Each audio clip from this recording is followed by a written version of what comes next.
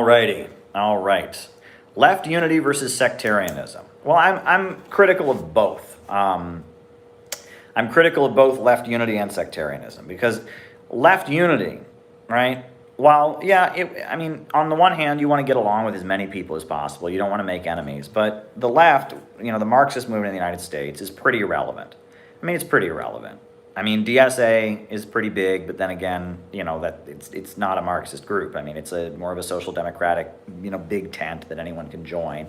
And DSA, suddenly has a lot of money and resources. But aside from DSA, I mean, the Communist Party is very small, and the other groups are even smaller. And left unity. If all the people in all the ML groups merged into one, they would still be completely irrelevant. Okay, and in order for all of them to merge into one, you would have to accommodate all the reasons that they have remained irrelevant, right?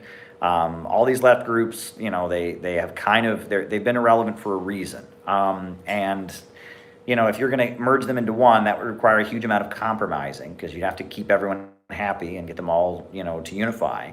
And that would mean accommodating all of their backwardness. I mean, I'm sorry, but I've sat in rooms, I was in a political group and we weren't allowed to say America because that was chauvinist. We had to say United States, and then people screaming at each other over whatever the latest fight is about, I don't even want to get into it. I mean, look at left Twitter and stuff, okay? Imagine what you would have to do to get all of those people in the same room. Those people are screaming at each other all day.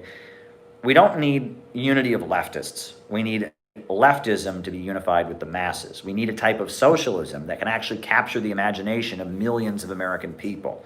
We need to get to the masses. We need to unify socialism with the broad masses of people. We need to develop a socialism with American characteristics. We don't need to get all of the irrelevant, isolated, angry socialists all in the same group. So there's that. In terms of sectarianism, though, I mean, sectarianism is pretty. Sometimes you look at these groups and you almost wonder if, if they have to, in order to prove they're the one true party, they have to take a position that's so crazy no other group will take it.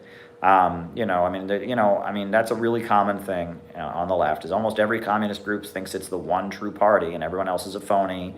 And I mean, that's unfortunate as well. And there are some groups that are really sectarian, and really nasty to other groups, and like reserve permits for years in advance, and will take big sound systems to other people's events and try to shut down their events to show that they're king of the protest cage, and there's a lot of stupid sectarian bullying.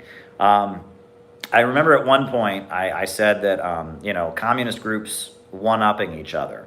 Imagine a group of homeless people, right? And there's like three guys and they only have $1.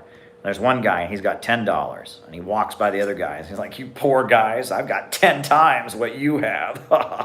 That's kind of like the communist groups ragging on each other because none of them have any influence. But they're all desperate to prove that they're so much better than the other ones. But at the end of the day, they all have very little influence. But none of them are willing to reconsider their tactics, right? There needs to be a switcheroo.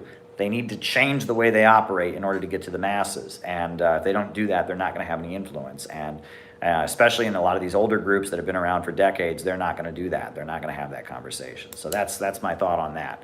All right.